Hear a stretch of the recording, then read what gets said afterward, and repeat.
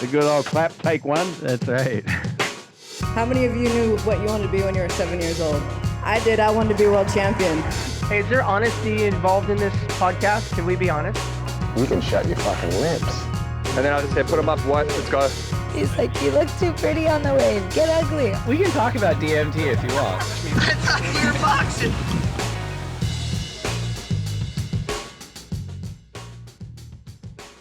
All right, we are back with Break Room installment number 6, the last Break Room of 2021. And we are joined by Lindsay Volk, Kim Hogan, Dan Willen, Hendo Beyer, and this episode's special guest, the WSL's very own Brady Lawrence. Brady, welcome to the Break Room.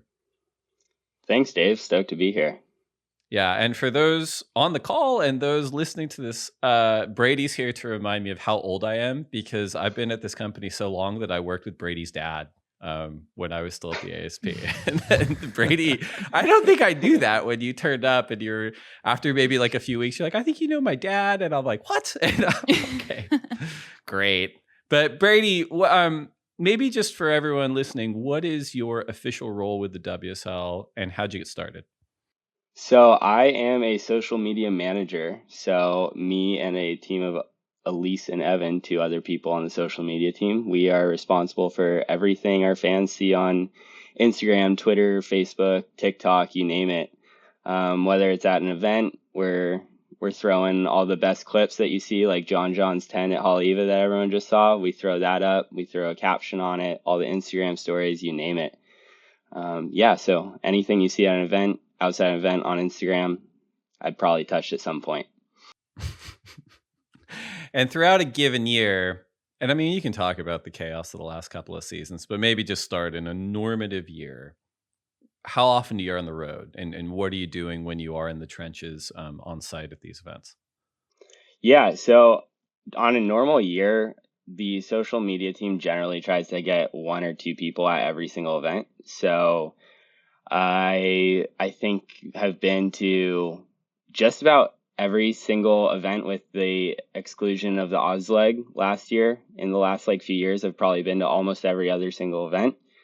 And when it comes to on the ground coverage, it's chasing free surf when it's like before a comp or a lay day to show what our athletes are actually doing. During a contest, it's following them around pre-heat, post-heat, like chasing reactions, stuff like that. And it's a pretty fun job. You get really close to the action and a lot of reward. Now, I'm going to put you on the spot a little bit for the familial connection, mostly just to tell a story, because when I started and I first met your dad, the inimitable Stevie Lawrence, he came in with so much swagger because your dad actually worked for ESPN. And when I started, we were all very forward about our insecurities on not being taken seriously by the mainstream. So when your dad came in, we were like, ooh, it's someone from ESPN. And he kind of levitated off the ground through events. And he was just such a nice, humble guy and a great storyteller. I'm curious as to what your experiences were in the household when your dad was working on these events and how much, if at all, that influenced your career pathway. Oh, it 100% influenced my career pathway. I want to say the first time I was ever in a broadcast truck was when I was maybe 11 at the US Open, when back in the Nike 6.0 days.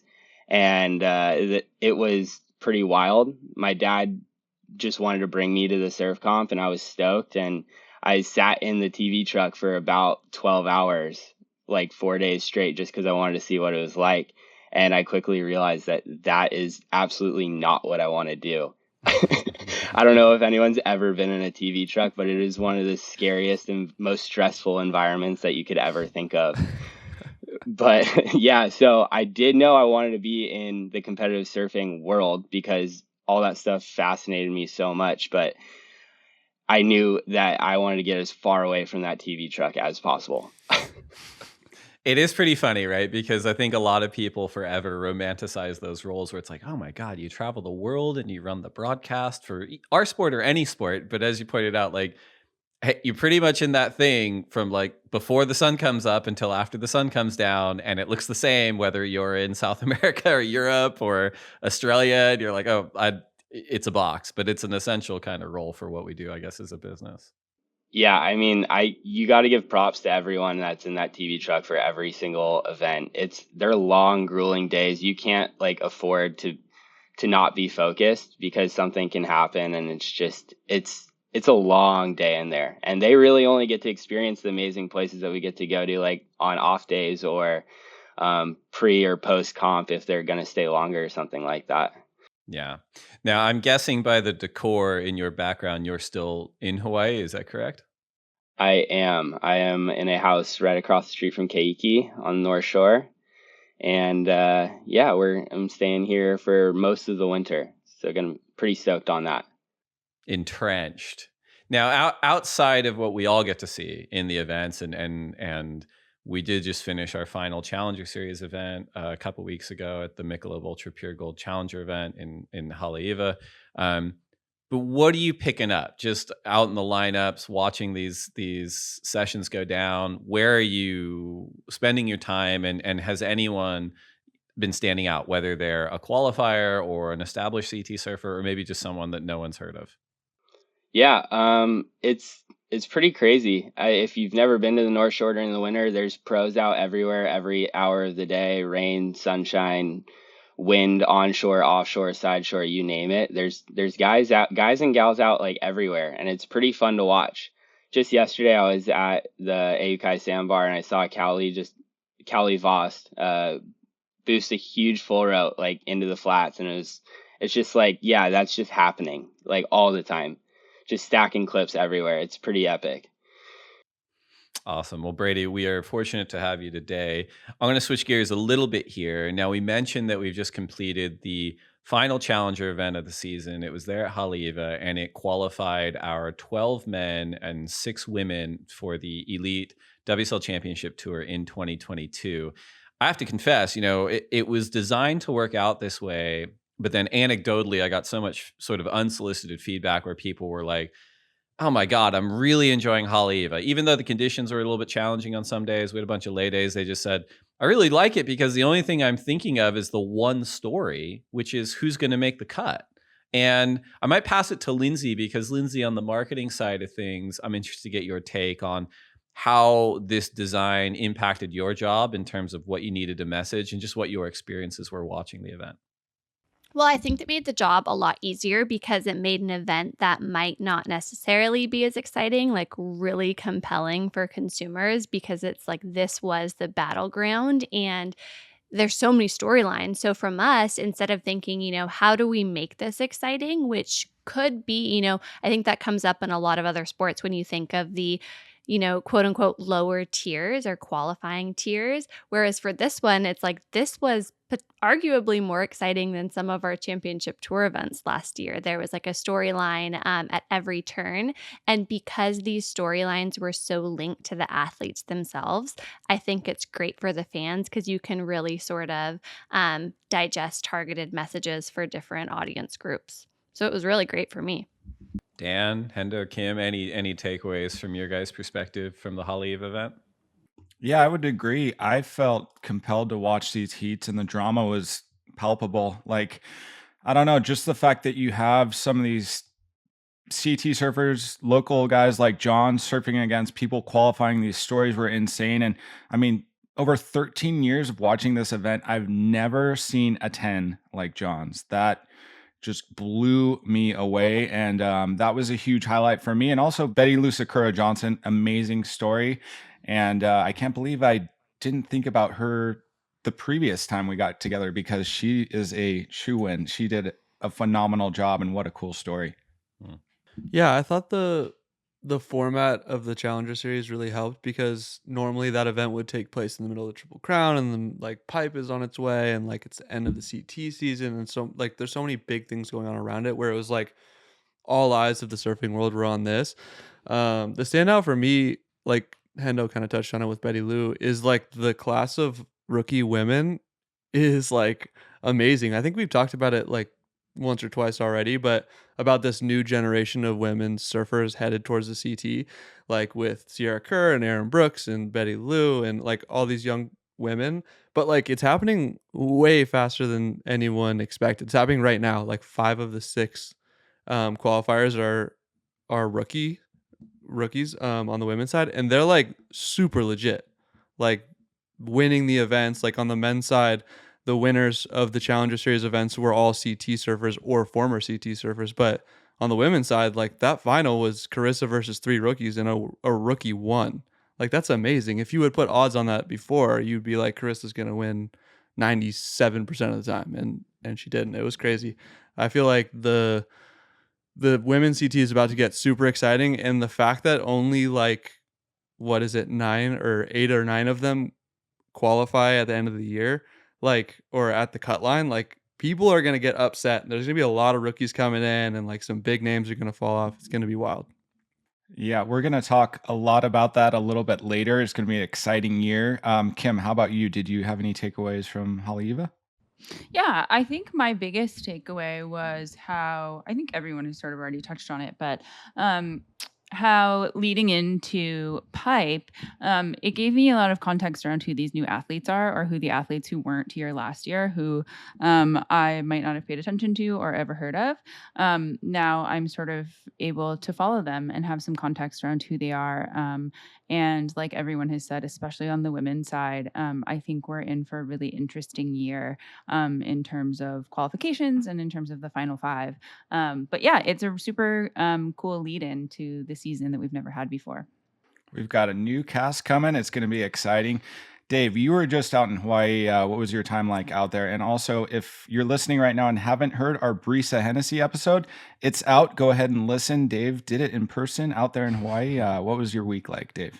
Yeah, I did talk to Brisa. It's always I always forget how nice it is to talk to people like face to face instead of on the computer. But I feel like we've probably done more of these on the computer than in person. But yeah, it was nice to connect with her. And I was there on the week. I was squatting with our tours and competition representative there, Trav Logie, and we were staying just across the street from Haleiwa. And yeah, just a ton of meetings with surfers and team managers and community leaders and stuff, just about what we're doing and what we're planning to do, and a few things that we have that are planned for fun next week. And yeah, like surfing too. I think I've told this story. The first time I went to Hawaii for work was 2006, and I mean, I'll back up.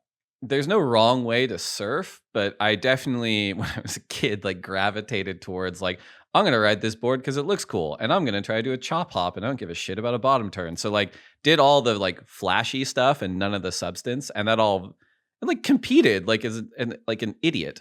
And then I remember like vividly going to Hawaii and just being blown away by the surfing and the community and the waves, and thinking to myself, like, I have to relearn everything that I thought about surfing, more just to kind of do the right thing. But yeah, I've been going every season, and, I just learn more every season. You stay at a little spot and you surf that spot and you bounce around, and there's no physical Triple Crown this year. So in the back of my head, I thought, oh, it's not going to be as crowded with like pros, but it's just like an ecosystem where like some species have moved out, like other species just move in, and there was just tons of kids, like so many kids everywhere. And I'm like, well, that's good. The community's healthy on the North Shore. But no, it was a lot of fun, and it was a lot of fun just to watch the event and catch up. And Hawaii is so important for us. And I think the rhythm of the way we've redesigned things is interesting in terms of the Challenger Series coming to a head with the final event at Haleiwa.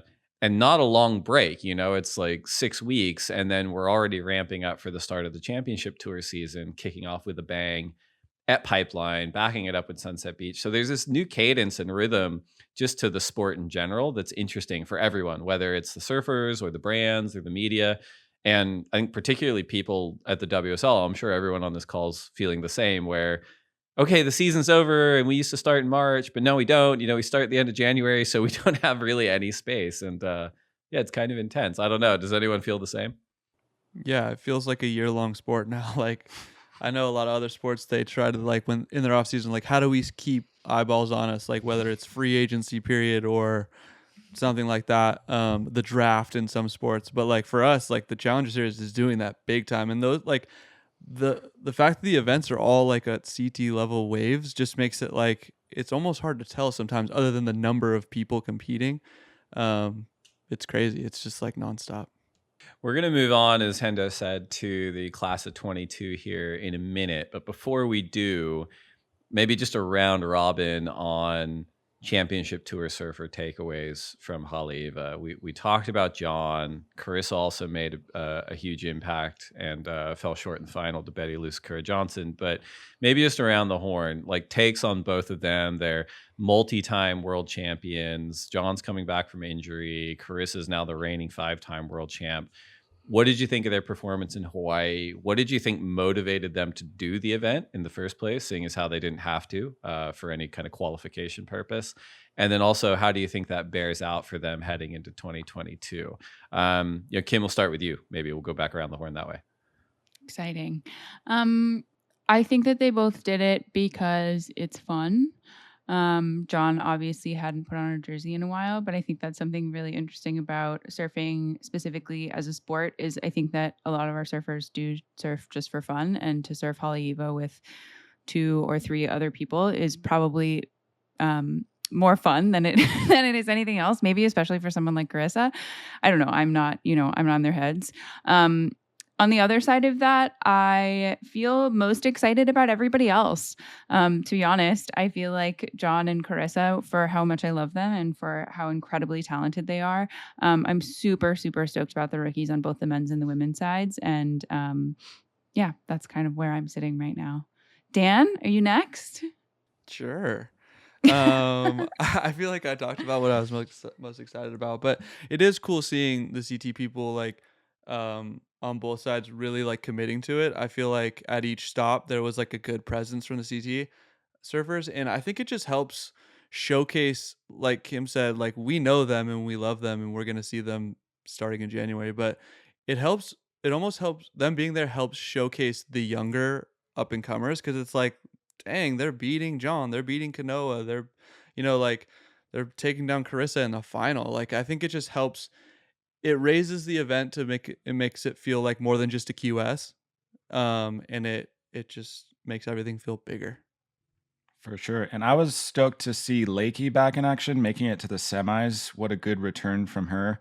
We hadn't seen her compete in, I'm not sure, a year plus. So that was cool to see that she made it into the semis. What were you thinking, Linz? Well, in regards to Carissa and John, I mean, I think they were competing just to practice for pipe. I think they both want to win. And, to the point of there's not that much of a break between events. Why not compete? It gives you such an edge. But then in regards to, who I'm excited about, I think that for me, I'm definitely excited about Brisa and Connor O'Leary back on tour next year. I think that there was just such this resounding, oh my gosh, I'm so glad that such great people made the tour again. And that's so much more important. And then, I mean, exactly like we said, if you haven't listened to that Brisa episode with Dave last week, it was so good, like so lovely. And I think that with athletes like that, my mind always goes to a parallel with someone like Kevin Love, who is such a nice person and does so much in so many different spaces, but is often not thought of as like, oh, he's the best player on the field, on the court, of course.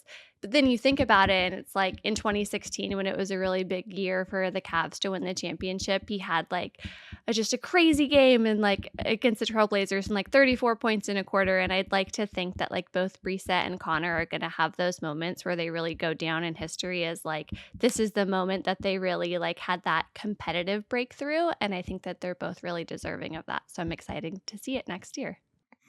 Brady, what was the energy like when John and Carissa were paddling out at Haleiwa?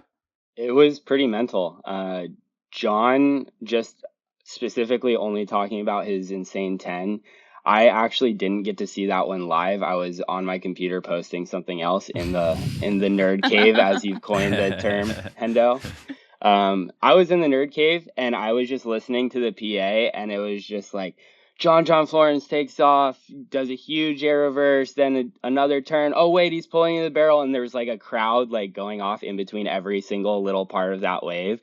And it felt like I was at pipe, like just like listening. Like it was pretty hectic. It was awesome. It was just what you wanted to see as a fan.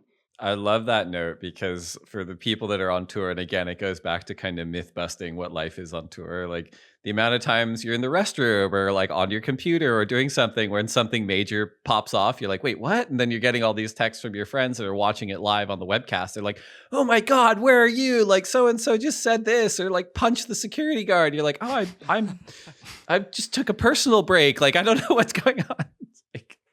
It's a good time. I think there's some interesting like design stuff that happened too, right? Because we've talked about this a lot on the podcast. And obviously we've just gone through this mammoth redesign of our entire tours and competition framework that hasn't even really reached full flight yet because of COVID. And we've had to make those adjustments. But all of the championship tour surfers are already already seeded directly into these Challenger Series events. Now they're not going to do all of them, but Haleiwa at the end of the season, because we have that tight gap between the end of Haleiwa and the start of the championship tour season in Hawaii as well, I think year over year, you're going to see kind of a high percentage of CT surfers, certainly the CT surfers in Hawaii, want to do that just to kind of dust the cobwebs off and put the jersey back on and sharpen the knife. And that's a heavy thing for the Challenger Series surfers who have their qualification on the line, right? They're there and they're like, oh, what, I gotta surf against John? Like at Haleiwa? Like what the hell? Like I'm just trying to like crack in through the back door here. But yeah, really interesting stuff to watch. And yeah, I'm really excited about 2022. Before we move into that space, we're gonna take a quick break to get a word in from our sponsor, and we'll be right back. Okay, as we've been talking about with the wrap of the Michelob Ultra Pure Gold Haleiwa Challenger event, we have locked in our qualifiers for the Elite 2022 WSL Championship Tour season. Those lists can be found on worldsurfleague.com or the WSL app, but the Challenger Series class on the women's side will be Gabriella Bryan, who's a true rookie, Brisa Hennessy, who's a returning CT surfer, Caitlin Simmers and India Robinson, Betty Lusakura Johnson, and Luana Silva, all of whom are true rookies. So 5 out of the 6 making it onto the CT are true rookies, which is a huge percentage historically. To the group, any thoughts on this women's rookie / Challenger Series class for 2022? I'll start it off real quick. I think shout out to Team Ross. Whatever he's doing at that camp is working. And I am scared because Betty Lusakura Johnson is coming in. She's going to be dangerous. She had sporadic results previously, but I think that Haleiwa was a perfect way for her to put a little bow on the cap and end the year on a perfect way. She is going to do some damage, and I'm looking forward to seeing her surf this year for sure. I think a lot of these breaks will suit her. Plus, going into Pipe and Sunset, I feel like she's got an upper hand there. I love this group of young women that are going to the CT. I think all of them are so good and are about to stir things up completely. As Hendo said, Betty, the fact that she caught her first wave of her life at Haleiwa and then just qualified for the Dream Tour, clinching her dreams at the same exact wave, that's just chicken skin moments for me. But I do think Gabby Bryan is the real freaking deal.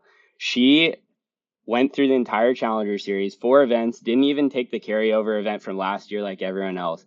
4 events, 3 runner-up finishes, not to mention in Haleiwa, on finals day, she had to surf against Carissa 3 times. I'm not really sure how that works with the 4-man-woman heats. I don't really know how that seeding works, but she had to go up against Riss 3 times on finals day, and she put up a fight all 3 times and beat her in the final. Like, I don't know how many women on the CT could go toe-to-toe with her for 3 straight heats on a finals day. That's a lot of pressure.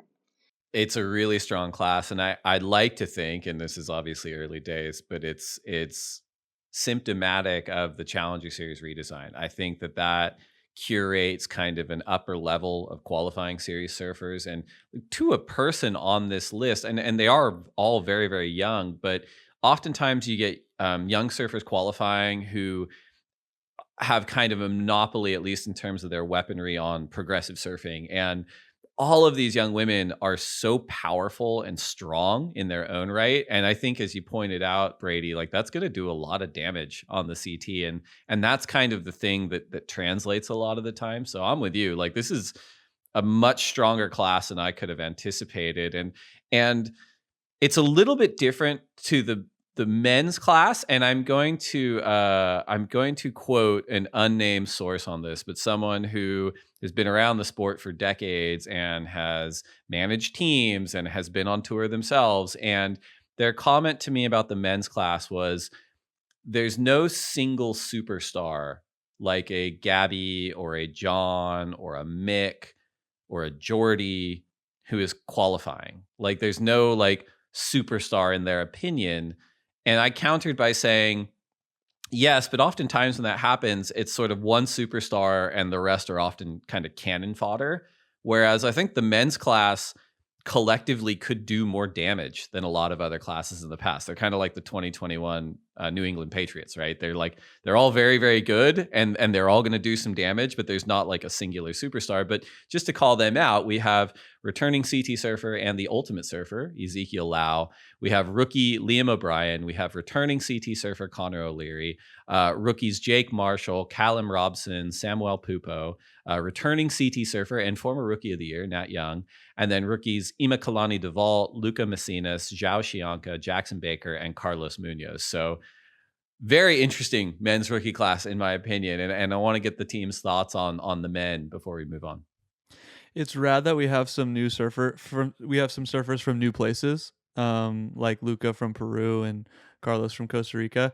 I think when you say there's no superstar of this class, maybe he's not a superstar, but I feel like Zeke feels like the guy in this class. Like, I don't know. I think he fell off tour. He took a huge swing with Ultimate Surfer, like risky move.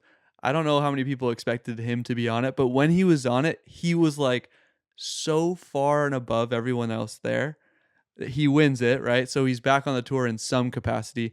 Then he goes to the Challenger Series, and I feel like he kind of kept that air of like, he felt like a CT surfer going up against everybody else, to me at least, to where like he wins in Europe, and then he gets a fifth in Haleiwa. But I feel like he feels like a different surfer. He feels so much more unbeatable, and like he has so much momentum coming out of the last year, which was a wild year that like you couldn't script for him kind of. I think he is someone who's dangerous, and the fact that the first two events are at Pipe and Sunset, I feel like it sets him up for a good start. I don't know. I feel like Zeke is dangerous. Just like the women's class, I think this men's class is about as deep as it gets. The top to bottom, from Zeke all the way down to Carlos Munoz at the last spot, all of them are capable of doing serious damage in just about any event. I think while we might not get a world title out of this class, we are going to get a ton of surfers that are just going to be finishing consistently in that top 10 and making people fight for their spot on tour. Like, you look at Nat Young coming back, he is one of the best backhands in the world, in my opinion. You got Liam O'Brien, who's just a spark of energy and just looks so good at all times. Ima is just like unbelievable, like all the way top to bottom. I think this class is absolutely insane. Well, I think getting to the design too, we'll see if it's a full year or not, right? Because as we pointed out, the redesign of the sport for the championship tour next year is we're going to have Pipeline kicking off the season on January 29th at CT1. Then we go straight into Sunset Beach. We go to Super Tubos in Portugal in early March, which is major swell season and ideal wins for that spot. Formerly, it was back in October where we'd have the odd pretty good day, but we moved around a ton at that event. And by all accounts, March is going to be really heavy, beach break, cold, windy, big barrels. And then we go to Bells in April, and then Margaret River. And back during the Surf Ranch event, we were showing the schedule to the surfers before we announced it. Everyone was really, really excited, but the comment that came back across these first 5 events was there wasn't really one venue that was playful, right? Playful kind of high performance wave, which often favors rookies. And there's so many stakes on the line now across these first 5 events, because if you don't finish in the top 10 on the women's CT or the top 22 on the men's CT, you're off the CT. You got to go back to the Challenger Series. And I want to get everyone's take on just that concept shifting the psychology for young competitors. I love it. I think that having something else, like, I mean, last year, look at from Lindsay's perspective with the marketing, the whole year we're driving towards the final 5, and it's like that plot, while it is amazing, kind of goes to the back of your brain when it's only the 3rd or 4th event of the year. Like, you don't, like, as a fan, actually care until it's like 2nd or 3rd event away from the finals. But to have that moment to where half of these surfers are going to be fighting for their lives just like in the first half of the year, it's an extra storyline, added stress, and it's going to show who is going to rise to the occasion. Shout out Zeke. We all know he will. That's what he lives for. Yeah, I think as a fan, it just adds so much like intrigue to the first half of the season. Like you were saying, event 3 of 10, what does it mean? Well, now it means a whole lot. I'm curious what the surfers think. If I was a rookie coming in this year for the first time with a cut, I'd be like, man, I couldn't have qualified last year. But I think, we'll see how deep this class is. It's a lot of rookies coming in, and there's only so many spots with that cut. It's going to take some big upsets for them to knock off the names we know. But I'm very excited to see it. It just makes it like you get off the Challenger Series, you got to come out of the gates so hungry and so fast at pipe, like ready to go. It's going to be gnarly. And Lindsay and Kim, both as professionals and fans, like, how do you kind of approach something like this, both from your job standpoint in the sense of like, well, whether it's the rookies or whether it's the established surfers, like we're going to be losing a third of them halfway through the season. And then also just as a fan, are you like, oh, geez, I hope this person's like gets through because I'd really like to see them in the back half. Well, as a professional and a fan, I approach it from from my professional standpoint, from that it is nice because we get to sort of streamline who we're talking about, and we always have a sort of path that we're walking down. So we're always looking towards the cut, we're always looking towards the finals, and we do sort of have a strategy around who we're talking about and how and why, from rookies to champs. And so it feels good from that standpoint because we can be strategic and we can, like I said, have a path that we're walking down. From a fan standpoint, as I feel like I'm going to be so bummed to not see all the women surf chopes or everyone surf at some of these spots that, are just like sort of dying to see everyone surf there, or G-Land. And so from that standpoint, I think I'll be really bummed to see sort of some people go, especially on the women's side, because it's such a more compact sort of class that it's easy to follow everyone's storyline much, much easier than it is for the men. And so from a fan standpoint, that's sort of where I'm at, is I'm dreading the grief of the cut line. So yeah. Linz? Well, yeah, strictly professionally, I agree with you. I think that it's much more focused, and I think that it's a much better narrative to service to fans. And we're such a confusing sport. It'll really help streamline and make it focused. And then I think that the important thing to consider, Dan just mentioned how if you come off the Challenger Series and you qualify, you have to be ready for pipe. I think that there's sort of an inverse parallel around if you fall off at the midseason cut, looking ahead, the Challenger Series starts much quicker. And so I'm really interested in sort of like that dynamic of having parallel promotion between the different tours. And then from a fan lens, I think it'll be really a switch. And this is just how I would interpret things. I always say I have a bit of an obsessive personality. And then an embarrassing parallel is, remember when people were really obsessed with Tim Tebow? It's very embarrassing to admit it. Yeah. But I really fell into that, and I'm like, oh, like, what's he doing? And then he started doing such weird stuff. And then he was, in the minor leagues, but I was still like really interested in him because I was a fan, like super embarrassing. But it didn't matter that he was just like playing for the minor leagues and also like turned into like a bit of a freak, because I wanted to follow his career and see what he was doing. So I wonder that as a fan next year, like to your point, Kim, like, it might be a bummer not to be able to see like your favorite woman at Chopu, but if they're competing at, a Challenger Series event that potentially that timing is very similar, like maybe you yourself will just care less about Chopu. It's interesting because, of course, the waves are so important too, but I don't know. I think there will still be something for the fan at every turn. All right. So for the listeners out there who had Tim Tebow taking shots on the break room on your bingo card, you come on up. I love it. So we mentioned the first 5 events. We mentioned this big midseason cut. You have to finish in the top 10 on the women's CT or the top 22 on the men's CT, not only to make it to the second half of the year, but that is your qualification. If you make it through the mid-year cut, you're in for the start of 2023. And then we go to Garajagan in Indonesia, Trestles, Brazil, Jebe, Chopu, and the battle for the final 5 at the Rip Curl WSL finals in September. In addition to that schedule, in addition to our Challenger Series classes, we have a number of world title holders in both fields. We've got Carissa Moore, reigning 5-time women's world champion. We've got Steph Gilmore, 7-time women's world champion. We've got Tyler Wright, 2-time women's world champion. On the men's side, we've got Gabriel Medina, reigning 3-time men's world champion. Italo Ferreira, 2019 world champion. We've got, I'm going down the list now, John Florence, 2-time world champion. We've got Kelly Slater, 11-time world champion. And all these hitters. It's an exciting field. It's an exciting schedule. And I think we're going to go around the horn here and play a little game called Warm, Hot, Spicy Takes. That's a terrible name, but I'm just reading the outline. And so I want to hear the bold predictions for 2022 around the horn. Warm take, hot take, spicy take. Someone kick us off.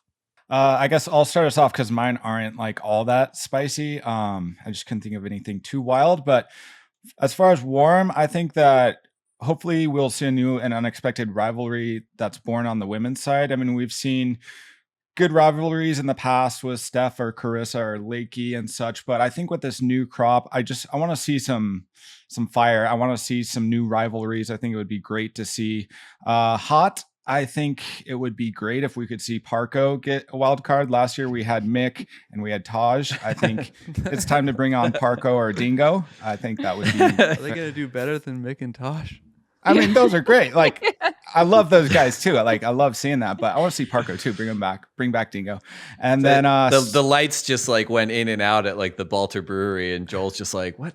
Someone said something about me." The bat signal comes back. Yeah. They're calling me. I'm ready, mate. The Balter signal. No free ads. And then spicy. This is as spicy as I could think of, but I think a wild card is going to win an event next year. Mark my words. It's been a long time since we've seen guys like Mick or Carissa as wild cards winning events. I think it's about time. It's been a while, so I think that would be spicy to see.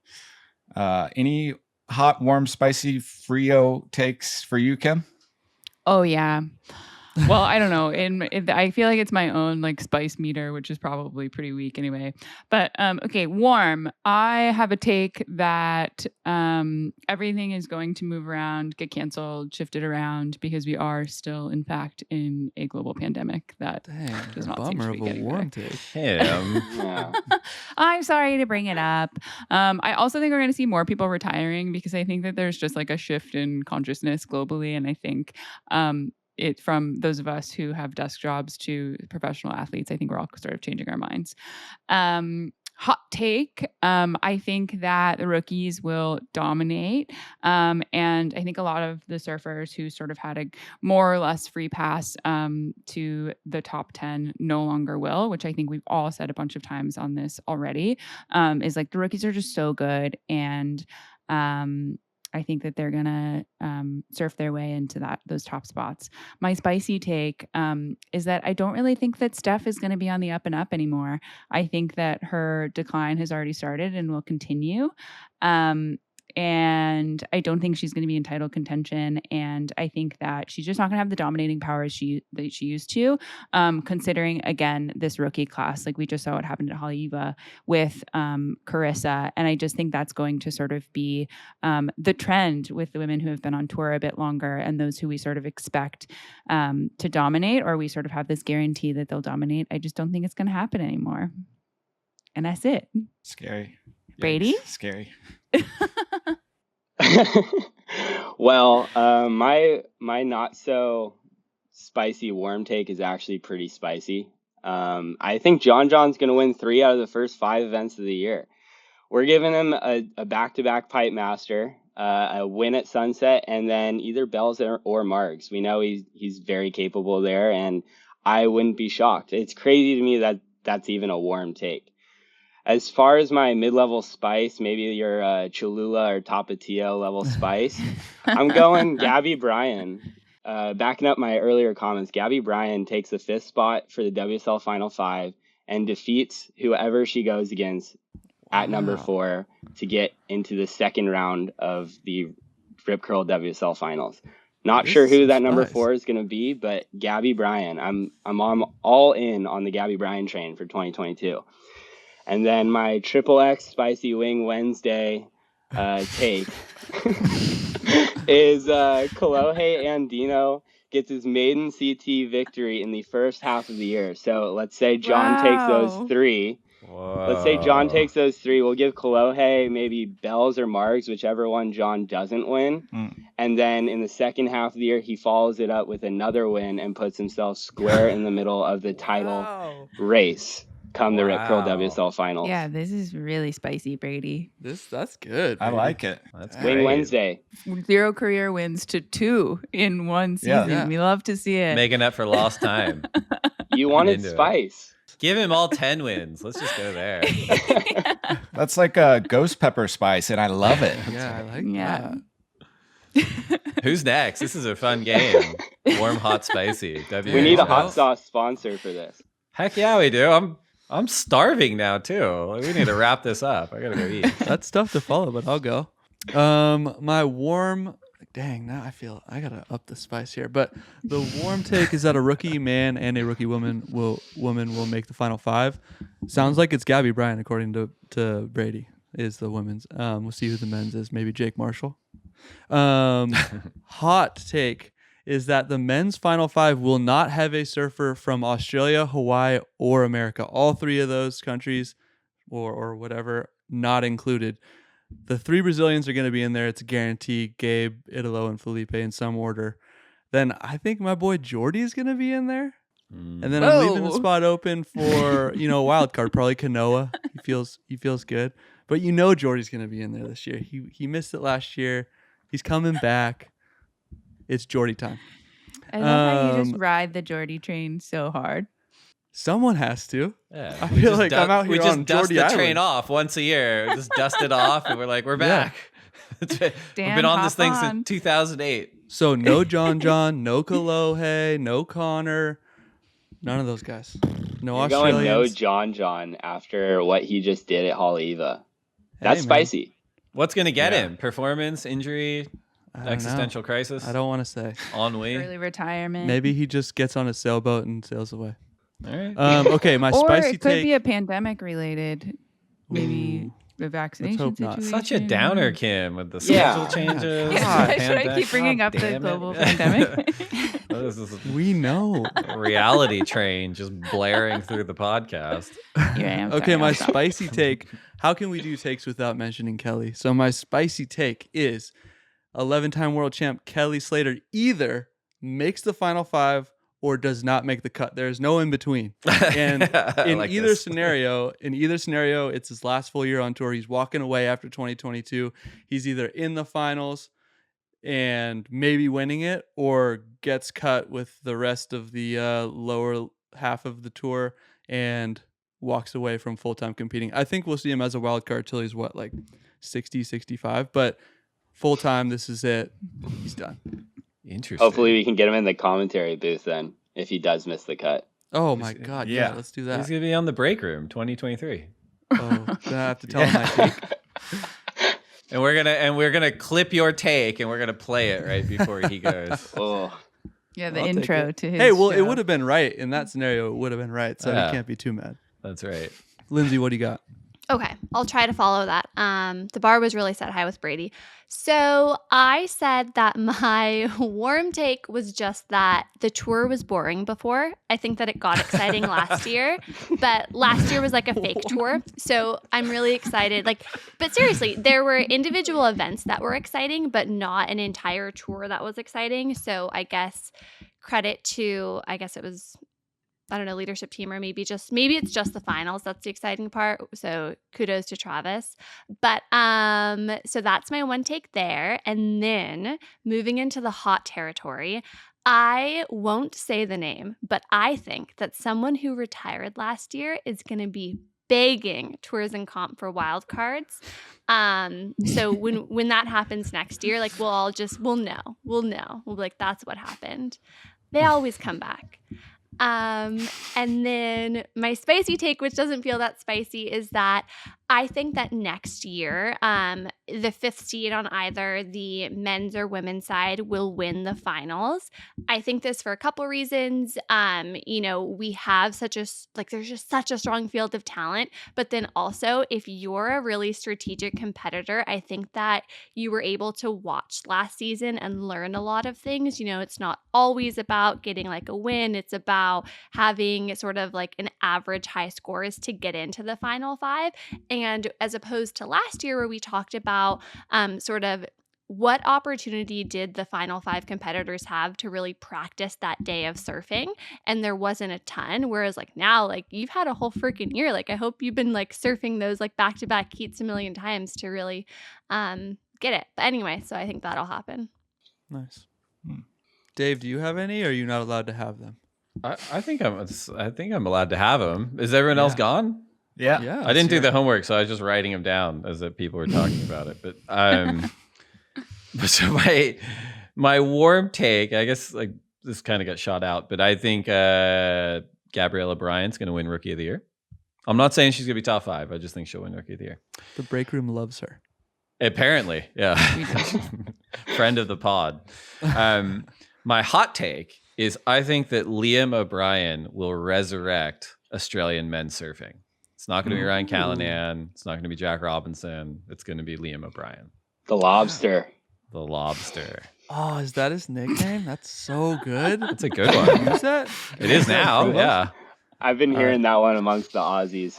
Yeah, because I like it. LOB, you got Lobster. I mean, nothing like t-shirts. an Aussie to come up with a sticky nickname. Oh, yeah. I like it. Who is LOB? Just like a lobster with like MR hair on top of it for the t-shirt. He looks like a young Mark Richards. Everyone keeps saying that. Amazing. That's a lot of pressure. I'm into it. It is a lot of pressure. And my spicy take is that a world champion will not make the mid-year cutoff. I'm not going to say who. It's a little bit like a real vague like tarot card reading because we know all 7 of them listen to this religiously. So now they're going to have to sleep at night being like, was he talking about I'm not going to make it? Like, who's he? So that's my spicy take. Wait, do you have one in mind though, or you just think one of the 7 won't? I have one in mind for the Kelly, 7 of them dance? listening. I'm not going to say. Mine was that Kelly either wins or Oh doesn't. yeah, you're right. Yeah, No, I love that. area. No lukewarm for Dan. lukewarm. It's hot or cold. Get the hell out of my mouth. Classic Dan. This is a fun game. We should find a warm, hot, spicy for every break room episode. This is a lot of fun. Yeah, we I gotta enjoyed get that. Cholula Sriracha on board to sponsor that though. I know. Yeah. All right. On that note, we're going to keep this cracking along because it's almost lunchtime, or it's past lunchtime. So we got a couple more topics to get to, and we've got some listener questions for everybody, but we're going to take one more quick break to get another word in from our sponsors. We'll be right back. All right. So before we move on to the fan questions for this episode, it is our final break room of 2021. So I think it's appropriate that we all look back and cite our favorite moments, moments that either made us spit out our coffee or when we won a free pizza or what reminded us of why we really appreciate just surfing in general. So we're going to go around the room here and Kim, we'll start with you. Yeah. Looking back at the year, there's obviously so much, but I look back and think about how despite why it was under tragic circumstances, but the women surfing pipe for the first time and having a women's pipe master in Tyler Wright was really, really exciting. I think for me as a woman who surfs and for the sort of history of the sport, it was this moment that none of us knew was going to happen until it happened. And I think it gave this incredible opportunity for those women who did end up surfing it to sort of prove that they could do it and were stoked to do it. And so, yeah, and that was the first event of the season. So it feels like forever ago. But I do think that was a really exciting thing. Dan? Yeah, for me, I feel like the highlight of the whole year was the finals. But in the finals, Kelly and Mick in the booth was magic. And then with them in the booth, the shark sighting moment where like the finals was paused and like Kelly and Mick are just still in the booth chatting to fill time while they're like looking for the shark or whatever. It was such like a weird moment. You're like, is this real? Is this actually like Mick Fanning is sitting here like announcing this amazing event and now there's a shark set? Like, what is happening right now? I don't know. I feel like we were just basking in like those two champs like just chatting throughout the finals. It was really great. And then that happened and it was like just taken to a whole nother level. It was crazy.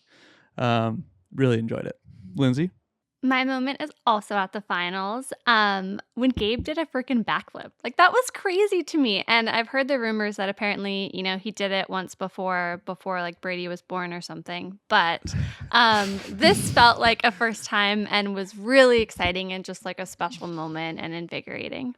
I'll go ahead and express mine, I guess. But again, to reiterate what you guys said, what a year it's been. I mean, just think about how much has unfolded. The controversy with the no make of Italo, that was crazy. And then had so much stuff going on this year. I think personally, from a personal selfish standpoint, Surf Ranch will stand out in my mind as a fantastic event because I finally got a wave. So thank you, Medina, Felipe Marcondes, and Rob. I appreciate it. But from a fan's perspective, I loved Barra de la Cruz. That was such an awesome event. It was filled with so much entertainment. There was drama. There was, unfortunately, the cancellation of Tahiti. So that made that event so much more important. But the waves were firing, and it was so fun to watch. Jack Robbo's first win. The event just was so cool. And it kind of reminded me of being like on Tavarua working there. We were all kind of secluded in this like small zone of a former Club Med, and all the surfers and the athletes were kind of hanging out because of the precautions and stuff. And it just was such a good event. And the energy was just electric. Everybody had a smile on their face, whether it was in the Nerd Cave, on the beach, or wherever. Everyone loved that event. So hope to see it come back again sometime soon. The moment that stood out to me most was, it wasn't even in 2021. It was actually in 2020. It was the first event of the year. John becoming a pipe master. Like, I mean, it was so long awaited. That was such a weird event, like with the whole COVID hiatus thing that we went on. Like, it was just top drama. So I kind of expected like that event to end in a weird way, like just because of the weird circumstances of everything going on. And then just like right when you think that, nope, John, it's your time. Yeah, you're going to get your pipe master that you've been waiting so long for, and you're going to beat Gabe in the final. Like, I mean, it was epic. It was what every fan wanted to see. And yeah, it was a great start to the weird and amazing 2021 season. Dave, what about you? Any favorite standout moments? Or it's hard for me to go past the finals. Like, I think the journey from when we were whiteboarding this thing on the Gold Coast several years ago to like lower trestles and all the challenges of the last couple of years, inside and outside the sport, of course, and just what a huge swing it was and is, in terms of how we crown our world champs and how we believed in it. We believed the design was thoughtful enough, but you never know until it happens. And it was just a really special day to see that come to fruition in such amazing ways with such great surfers and just such amazing surfing performances. Because I always go back to why am I still here? Like, what are we still doing? And it's like, you can kind of, you don't have to do this. You can do something else. But at the end of the day, it's like, we really work in a space that creates conditions for something special to happen. And that can be at a junior event, or it can be for the world title. And I think that everything that went into the Rip Curl WSL finals, from the format design to the venue allocation to just in determining the surfers who were there, all went into creating these conditions for really special moments to happen. And I got to appreciate it, being there on person, but also watching it after the fact, because when I was there on person, I was just running around. But the moment that stands out for me is just Felipe beating Connor with 2 waves. I think it was in the third match of the men's side, and just how like seared into my brain those waves are of Felipe's and all of his life and story and struggles and everything going into that leading up to that moment, in those moments, and how he harnessed all that and his talent and how incredible he is, and just iced these two waves. And I've watched, I don't know, 1 billion waves in my life, like many of them in competition, and they all blur together after a while. But I think the moments from that day are just, they're there for me. And I really remember what I felt when I saw him surf those waves. So it's a small part. I mean, every one of the WSL Final Five, men and women, were amazing on the day. Even the women and the men that didn't perform as well as I would have liked. It was a privilege to be there and see that happen. So yeah, that was my favorite moment of the last year. We did put out a feeler for questions from the Instagram community, and we got a ton back. And we're going to answer a lot of those in next week's mailbag episode, but we did curb a bunch of them for the break room today. A lot of these are break room specific. And since I have to do a lot of the heavy lifting next week on answers, I'm just going to ask the questions today. So first question is from @TonitaSurfs, who asks, after such a big year, what are you most proud of? And I'll go to Dan for this one.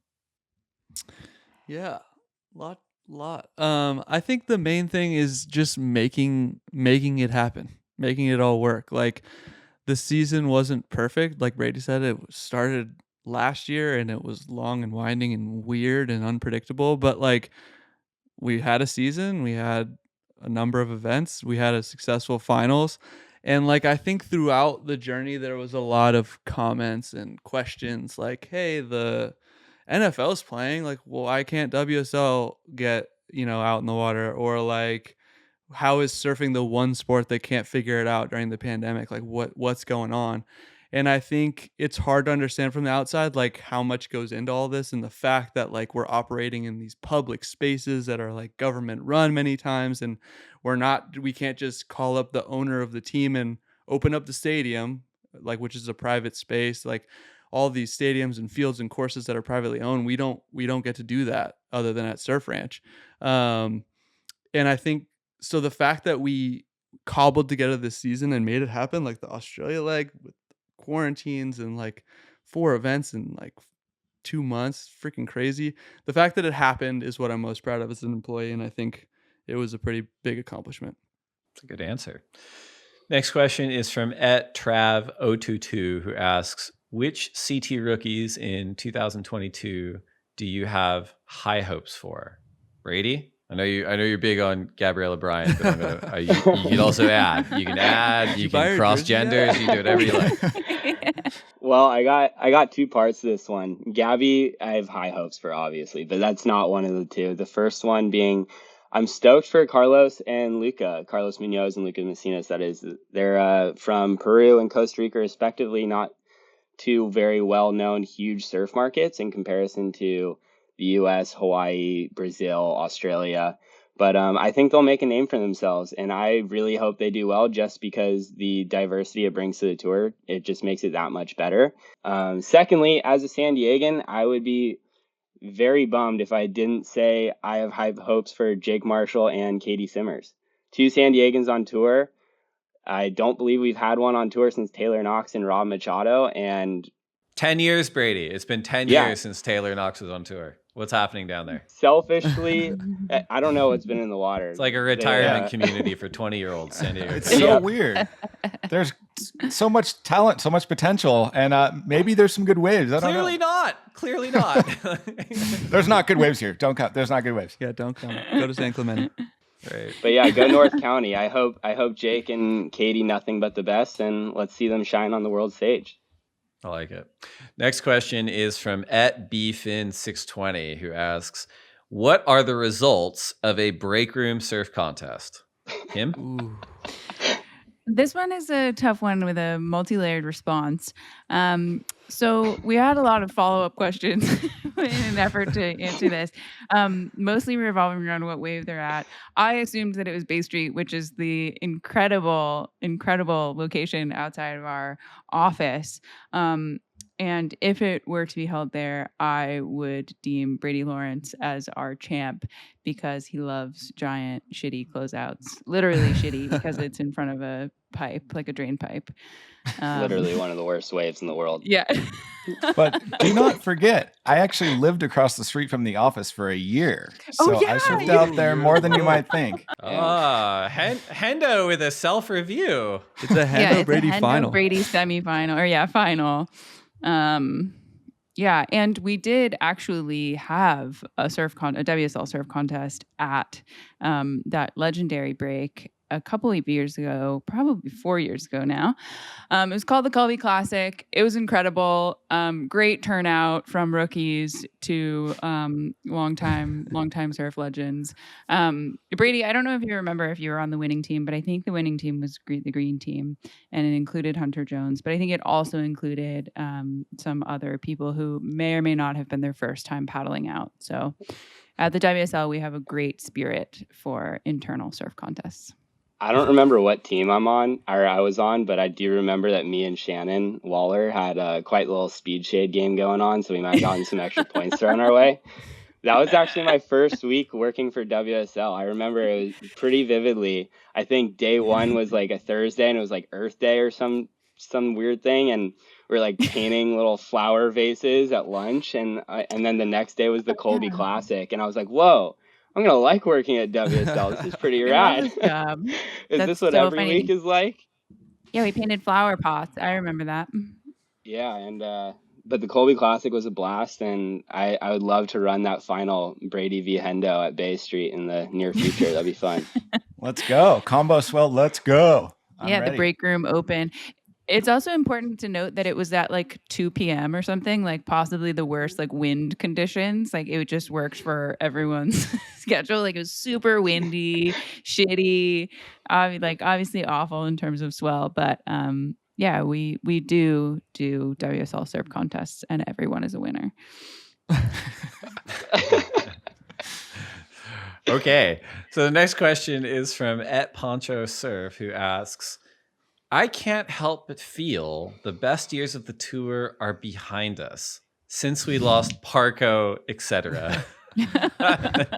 I love the singular name call out. I wonder who falls into the etc. camp. Do you agree? And maybe I'll go back to Dan for this one. Oh, Poncho. I do not agree. I do also really love that Parko is the one example given for this. I was on tour when Parko was competing. I enjoyed it. Like Poncho and I mean, he's great. No problem. We'd have a lot to talk about. I think this is a bigger question. I mean, I think every fan in any sport from wherever you're from has thought this, like whether it's how can the NBA survive without Michael Jordan? Like what are the Olympics going to do without Michael Phelps? But like, the point of sports is that someone new and most of the time better, like, is always coming. You know, like LeBron's on his way when Michael's on his way out, or Katie Ledecky's coming in when Michael Phelps is retiring, or Betty Lou Sakura Johnson is getting on tour right at the end of Steph Gilmore as a hypothetical, whatever. But I think that's the best part about sports is seeing new faces rise up and do something that no one's ever done before. So if you're just a Parko fan and all you want to do is watch Parko surf, then maybe the best years are behind you. But I think if you're a fan of surfing in general, like this, like as we've been talking about all episode, like there's so many rookies and there's so much talent coming up that like it's going to be good. I would add too that you see through these rookies like little hints and spices of Parko resurrected through them. Look at Griffin, look at his carves, and look at Ethan. Those are two perfect examples of somebody who have been studying Parko to a T, and his spirit lives on, Poncho. His spirit lives on. I appreciate that, Hendo. I was going to say, Poncho, there's plenty of space on Liam O'Brien Island, Lobster Island, that there's a lot of DNA there from Parko. So come join us. Geordie Island is closed. It's just me. Lobster Cove. Yeah, it's Geordie Island's just a buoy, just floating around. Dan on it. Just me on a castaway raft. Yeah, Lobster Cove. Come on in. We eat good on Lobster Island. Yeah, that's right. Next question is from @K Safi, who asks, who do you want to interview on the podcast who hasn't been on yet? So I will put this over to our producer, Hendo. Hendo, who do you want to interview on the podcast? I mean, so many names. Where do we begin? It's hard to say, but I mean, would love to have Dane Reynolds on if you're listening. Dane, I think He that is. would, Don't worry about it.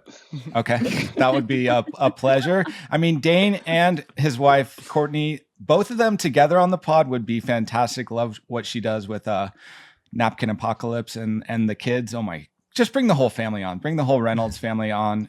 Speaking of families, would love to have the Malloys on.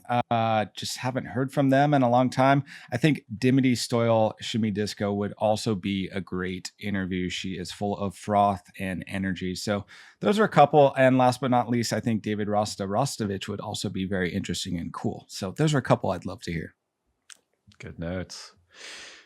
Final question that we've curated from the Instagram community is from @MagGster, who asks, what has been the most rewarding aspect of this podcast that you didn't expect? Lindsay Volk. Well, this is a great question because I did not expect much to be rewarding about this podcast. Huge fan of the podcast, but myself being on realist. it. Yeah, exactly. Didn't really see much, but it's been really great. I think there are a couple things. So first of all, I learned that Dan is funny, which I think is great. That was a real breakthrough through this podcast. Go Dan. Yeah. But then more than that, I mean, so for me, like I don't talk surf outside of work. Like I'm not a big like core fan of surfing. It's shocking, I know. And so it's been really interesting to be pulled into this part of the business and beyond, the recording of the podcast. We have meetings with what's called like the editorial board and just being in those and listening to some people and how passionate they are. It's really like transcended to me to make me just realize what a special, role that I have in being a part of that. Definitely want to give a shout out to like Matt Schulman on the editorial board. Like I sit there and I'm just like in awe every single time we have these conversations. So yeah, it's just been really nice and it's made me, sort of more fall in love with that side of surfing, which is not something that I really thought of before. That's a great answer. And actually could not have scripted a better way to finish out our final break room episode of 2021. Everyone on the call, appreciate all the time and effort and insights you've provided on the podcast for our listeners. And we'll look forward to having everyone back in 2022. So thank you to everyone. Happy holidays. And we'll see you in the new year. Thanks. Later. See ya. Thanks, Braidler. Thanks, Brady. Thanks, guys.